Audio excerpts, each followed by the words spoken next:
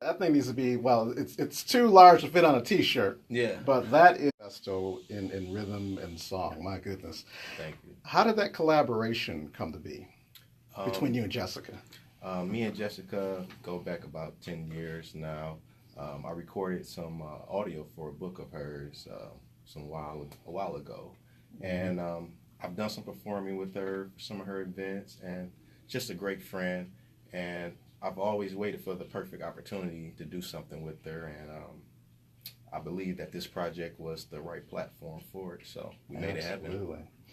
Now, this project is part of your latest album, Yeah. actually your album release. Kind of tell us a little bit about it. I have a new album coming out on Transmat July 16th. It's called The Diamond Project, EP Part 1.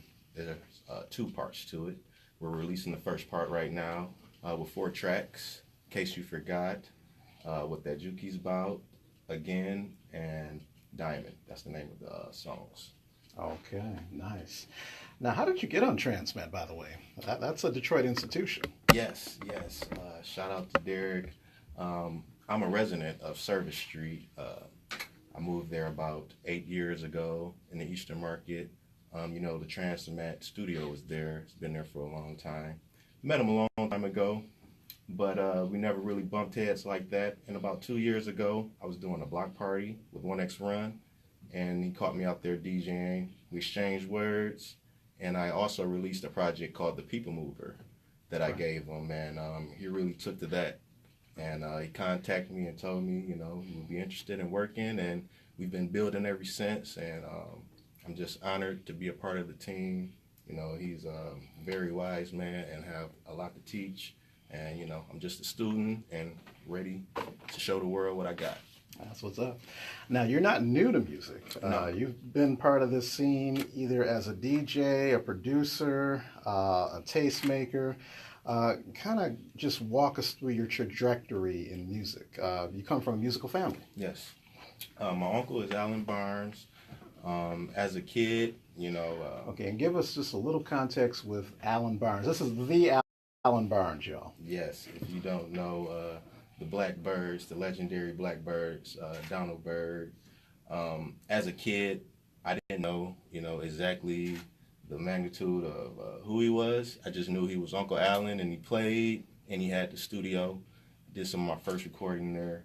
And as the years progressed, and Alan did the track for The Rebirth. He got, known on the hip-hop scene. And people came back to me, telling me like, yo, Alan Barnes, that's your uncle. And uncle came to me telling me like, yo, I didn't know you were on the scene as much as you was. And it was just crazy.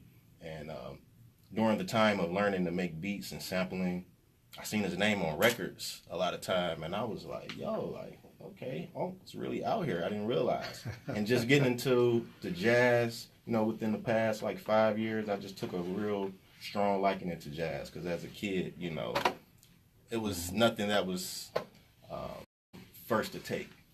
I was more into the hip hop. But yeah, Uncle Alan, he's great. And I'm honored and thankful we were able to get that track that we did. Now, let's talk about your trajectory through hip-hop, because you've collaborated with or worked with some of Detroit and the world's hip-hop luminaries, Proof of D12, by 10 of Slum Village, Danny Brown. Kind of talk about those collaborations. Yes, I started out about 2004, young on the scene. My cousin Firstborn, shout out to him. He was president of Iron Fist at the time with Big Proof, and as a kid, I would always hear the stories of him traveling and being on shows, and it was something that I always wanted to do. So once I got of age, slowly brought me onto the scene and doing shows, and then the opportunity came to where I was able to be a DJ for the label for Iron Fist, and I was doing DJing, I was doing engineering, and after that, after Proof passed, I ran into Batin. It's kind of crazy how I ran into him, but I did a lot of tracks with him. We did an 8-album project the world haven't seen yet that I still will release. And Batin is an amazing artist, man. I learned a lot from him just watching him work, and just him as a spiritual person, man. He was a great dude. Also, Danny Brown. I met Danny Brown through Nick Speed. Nick Speed is a good friend of mine. He was in the same neighborhood at the time. We were making tracks, and being in that whole crew, they just kind of took me on board, and I ended up being the DJ and producer for the Bruiser Brigade at the time, doing shows with Brown. Me and Dopehead did Plaid Palm Trees. I produced the majority of that. Made Spin Magazine, top 50 albums, and those are my brothers, man. We made some history, got some great music, and from that venture to putting out my album, Space Bounce. Absolutely, man. You dropped some names in that. Took me back. Well, we're so glad to have you here in the studio. We're going to dip into your catalog a bit. This next tune that we're going to hit is Time Travel, and kind of set that up for us a little bit. Yeah, Time Travel is the first single from my Space Bounce release, and it's kind of like the sound, the definition of Space Bounce. You know, when you hear Space Bounce, when you listen to Time Travel, that's what Space Bounce is. That's what's up. We're in studio with drummer B here in the Progressive Underground, and yeah, the name of this joint, Space Bounce. Check it. Yeah, because, you know, kind of a mixture of like hip hop and house and techno. I know people always try to put me like, so what are you? Right, they try to put you in a box. So I just made my sound like a Space Bounce, you know, that's what it is. You know, it might sound more hip hop one day, or it might sound more techno-ish. We'll talk about that in our next segment too. Just the whole, you know, people trying to categorize, box you. How are you able to stay unboxed, uncategorizable, you know, all that kind of stuff. We'll talk about, and then your methodology and like putting together a track. How do you go about doing it? What's your whole method? So. Okay, I need to, let's see.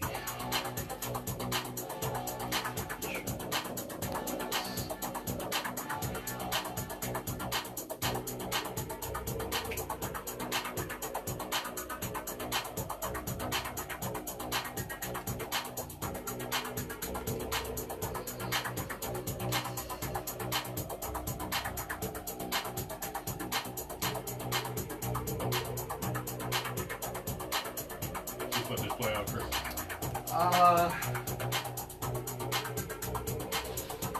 You can take it down to about maybe about 25. 25. When we come back, we're being locked here. Yep, we'll be back there.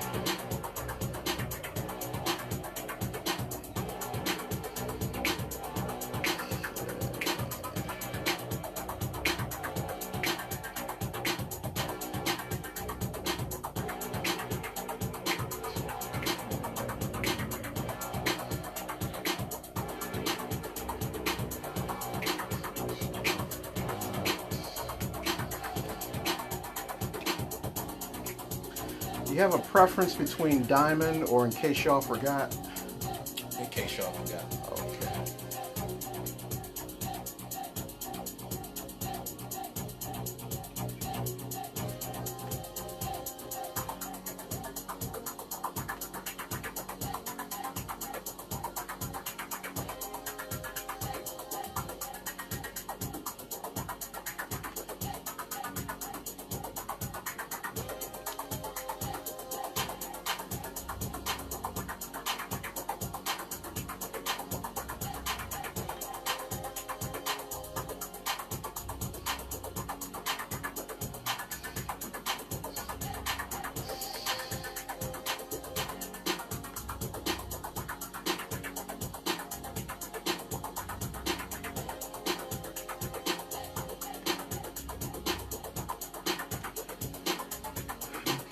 We come out of this and go into commercial with that, and want to put another tune in this. That'll be the tune that will get us into it.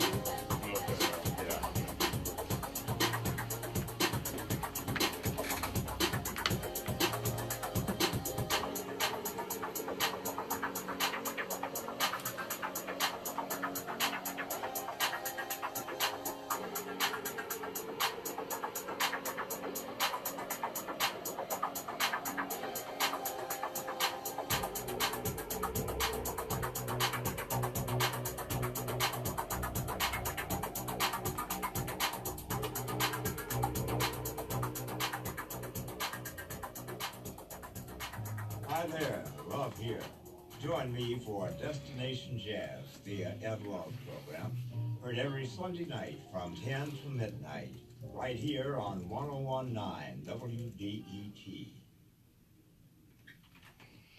All right, we're going to kick off this next set with a Progressive Underground exclusive. This comes from the duo known as Izim, and the name of this cut is called Major Steph, and they're out of Paris, France, and this is the opening track off of their latest album, and it plays like a patchwork of jazz drum solos with a suggestion of like a metronome ticking away in the background, but full of lush chords, and it's a promising start to their wide and varied EP of the same name. Check it. My name is Chris Campbell. This is the Progressive Underground on member-supported radio 101.9 WDET. I love the way you describe it. That's sweet, man. How do you do that? Got the ear and the word. Man. It's a good combo. For real. Okay, so I'll take this. And we're going to go with In Case Y'all Forgot. Okay. For, Which one's gonna take us in? yeah. Okay.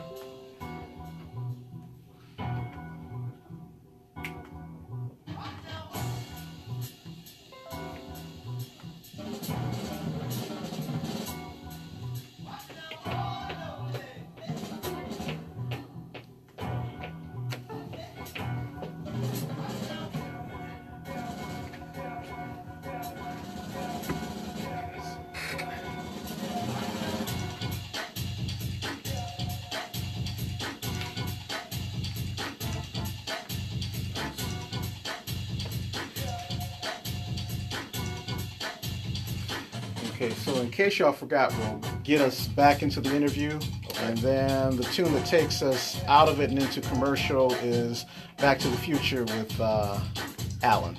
And, you know, we'll talk a little bit more about Alan and what that collaboration meant to you, especially for this song, too, on that. Yeah.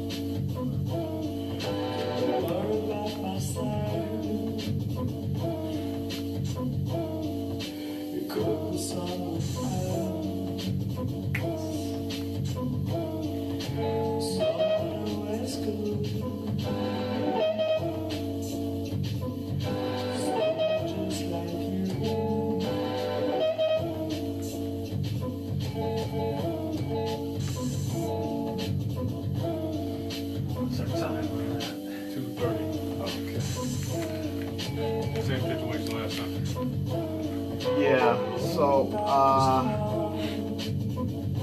I'll come and talk a little bit about this at the 30-second mark, but you can be fading it in like it's about 10-15 to the next.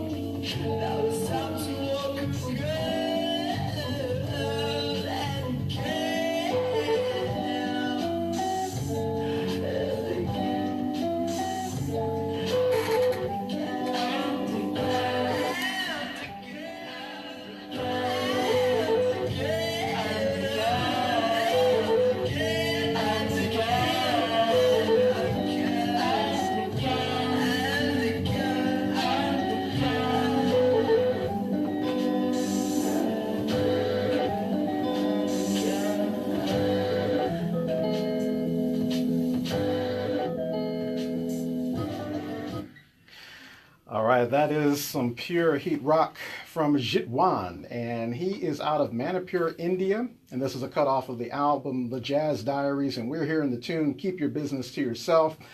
Deep abstract soul with crackly slow-mo funk of the bugged out variety. Love that tune. Now this will get us into a cut from Drummer B, and yeah, we're just going to let this play out, and this is off of the latest album, but check it. We've got him in studio as well, and we're going to follow up with the second part of our interview with him as well. So Drummer B in studio on the Progressive Underground on 101.9 WDET. There is a renaissance, a rebirth in the city. That city is Detroit.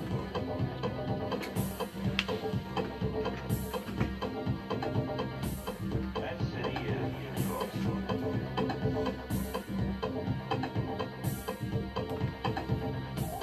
That city is Detroit.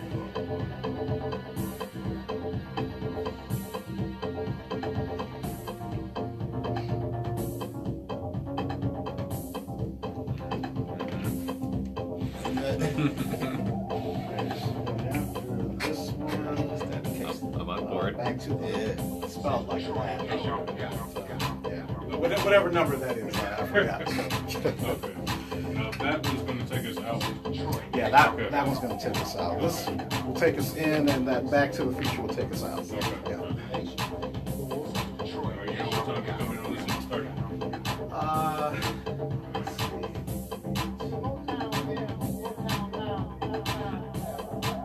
I'm at like about the 145 mark from that.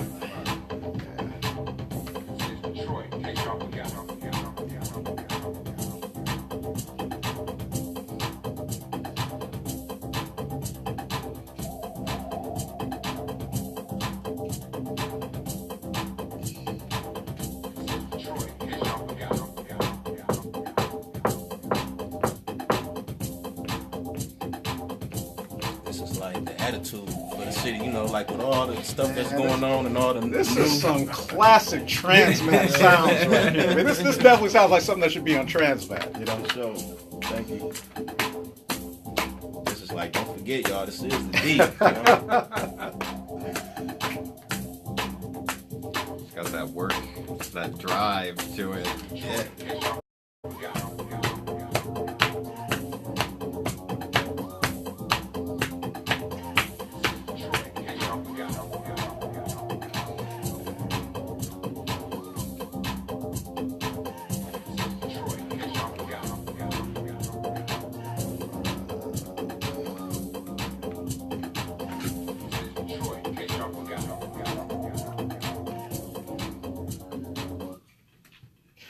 All right, and we're listening to the tune, in case y'all forgot, by Drummer B. And yeah, that's a thumper. Thump, sir. That Thank does you. thump. Thank you. Thank you. What made you title that in such a way? Well, you know, with everything that's going on in the city, you know, it's I say it's like a renaissance going on, you know, and with all the new that's happening, this song, in case y'all forgot, it has like that attitude of Detroit, that old school attitude, and it's like before this get buried, like in case y'all forgot, this is what it is, you know, and you can feel it in the music. So that's what I wanted that track to bring. It is definitely at home on Transmat. That sounds like something that comes out of Transmat or like Underground Resistance. It has that whole, and then with some of the voiceovers put in that Detroit-centric voiceovers. That's classic techno right there. Classic. That's what's up. All right. Well, this project and the tunes that we're hearing off of it is off of the Diamond Project. Yes. Kind of give us an idea of how long it took to sort of put that project together, and what's your methodology? Because, you know, it's got a classic techno electro feel, but it has some hip hop underpinnings too, you know. And I'm sure there's probably been, you know, reviewers and tastemakers that try to box you into a certain box, but it seems like you're not trying to stay in a box. No. So kind of give us your methodology in making these tracks and what it was like to just put this project together. Okay. Well, overall, I have an influence of hip hop, jazz, techno house. So with all of that being said, I wanted to brand my sound, and people try to put you in a box and say, he's either techno or it's hip hop. I'm just space bounce, So if you want to know what it is, it's space bounce, and it's an influence of all of those things. And the Diamond Project took about a year in the making of just recording and mastering and just getting everything the way that I wanted. And I call it the Diamond Project because, like a diamond, we all are cold, carbon, cold, the body. And the way a diamond is made is through pressure, time, heat. So I feel like it's a representation of like my career, starting as cold, just raw, and going through some of the things that I've been through in my life, just personally and musically, and just refining it to this diamond point now. And now I feel like it's the time to shine. So this is the Diamond Project. This is the time to shine and let the world know this is what I have to bring. Absolutely. Now you're kind of a renaissance man, because even though this project is on Transmat, you've also got your own record label. Yes. And you sort of put that together to sort of showcase independent and up and coming artists. Yes. Kind of give us what that's been like for you and how that informs the way in which you navigate through the music industry. Yeah, so I started Soul Touch Recordings 2010 on my mom's birthday, November 3rd, with my first release digitally, me and Marvin. And for me, just coming up through, like I said, the Proof background, by 10 and Danny, just seeing with ownership and owning your music and just being in charge is something that I wanted to have control in. It's something that I wanted to start from the beginning.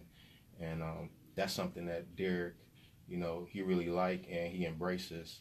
And that's what I really respect about him. And, the guys like Derrick and the guys that you are, they have been like great mentors to me and just showing me the way. And I'm just ready to show the world Soul Touch and what I have to bring. And that's pretty much it with that.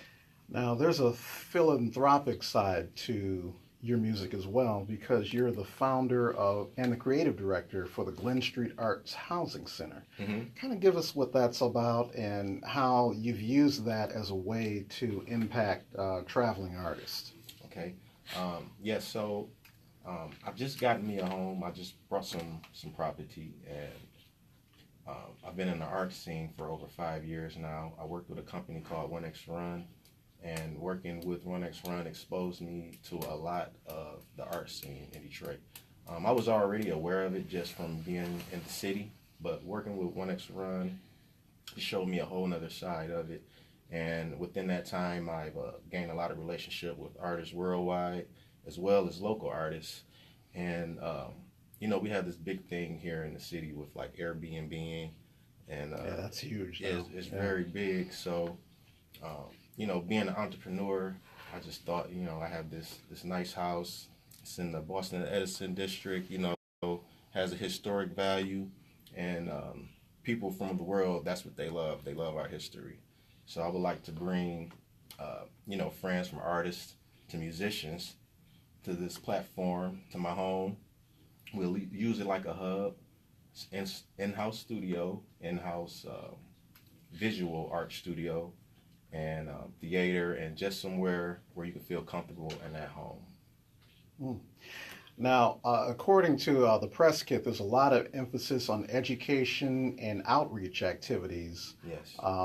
Reflective of various values that you've sort of come up with. Mm-hmm. And what are some of those values that you're sort of looking to inject to artists that come through the Glen Street Project? We don't have a big public school system like we used to. Mm-hmm. When I grew up, I was able to learn how to play the trumpet, through school for free.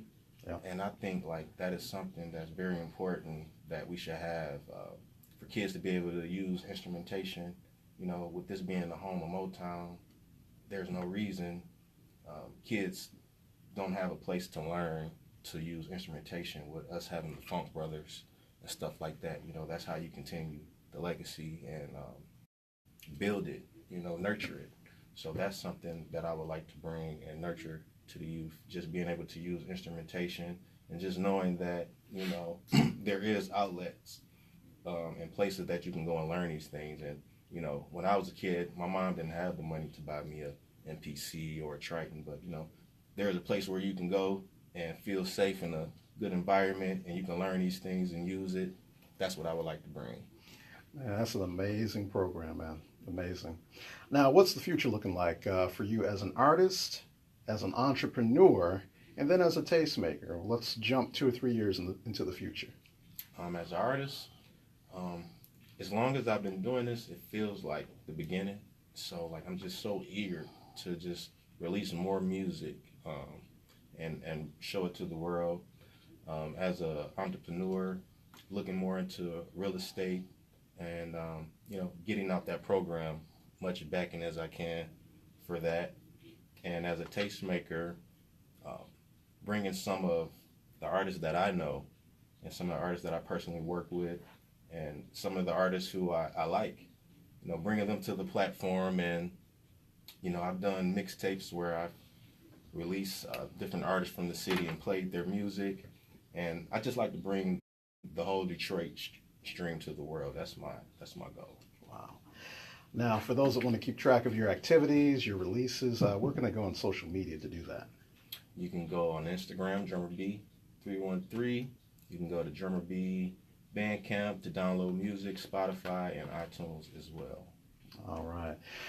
Brother, thank you so much for coming through to the WDET studios. Anytime you've got a project to drop or something on your mind to talk about, Chair's got your name on it. Thank you. Thank you. I really appreciate it. Now, the tune that's going to take us into our next segment is Back to the Future, and this is a collaboration with Alan Barnes, Yes. your uncle. Yes. Kind of give us an idea of how this collaboration came together and just sort of set the track up for us. I always wanted to work with Unc. Like I said, it was something that we talked about. Nothing that we really pushed, but it was something that we wanted to do. I recorded it at United Sounds. He used to tell me stories about recording there, so that was something that was special, just being able to record it there. And this is my gift to the world. Back to the Future with my uncle, Alan Barnes. Check it out. That's what's up. The Alan Barnes of Downbird to Blackbird. Man, mind-blowing. All right. This is the Progressive Underground on 101.9 WDET in studio with Drummer B. Check it.